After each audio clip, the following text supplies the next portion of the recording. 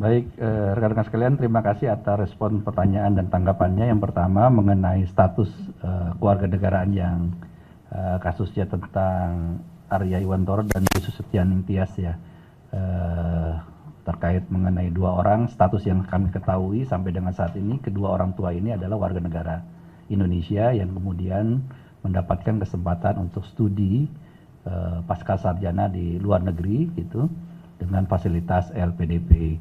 Nah, kalau dua warga negara Indonesia memiliki keturunan, tentu anaknya adalah anak Indonesia gitu. Nah, tinggal kemudian anaknya itu lahir di negara mana, apakah dia menganut Yusanginis berdasarkan garis keturunan, kalau garis keturunan tetap warga negara Indonesia, ataukah Yusoli berdasarkan tempat kelahiran. Nah, informasinya kan yang bersangkutan anaknya kemudian tercatat atau dia katakan berdasarkan media yang ada sebagai warga negara Inggris atau United Kingdom kan gitu. Nah, tentu ini menjadi pertanyaan gitu, apakah anaknya memang lahir di sana di Inggris, sementara Inggris termasuk salah satu negara yang tidak menganut Yusoli ya, Pak Direktur. Tidak menganut Yusoli, tidak berdasarkan kepada garis tempat kelahiran. Nah, yang kedua, pertanyaan menarik lagi. Anaknya usianya masih relatif kecil, belum dewasa. Kalau lihat dari garis keturunan kelahirannya dan orang tuanya tentu masih status warga negara Indonesia, tapi sama orang tuanya dialihkan menjadi atau diinformasikan seolah-olah menjadi warga negara asing. Nah, ini juga tentu melanggar hak perlindungan kepada anak gitu, kepada orang tuanya.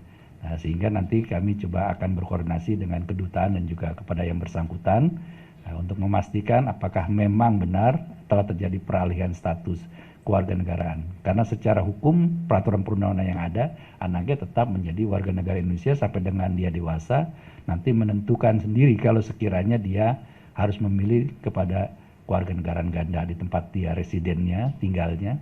Karena dimungkinkan juga ketika dia berturut-turut lebih dari 5 tahun menjadi permanen residen di suatu tempat, dia mendapatkan potensi untuk menjadi salah satu warga negara lain. Tapi secara aturan peraturan perundang-undangan, otomatis yang melekat dalam dirinya karena bapak ibunya adalah WNI, ya dia otomatis menjadi anaknya warga negara Indonesia. Ini yang nanti kita harus tegaskan kembali.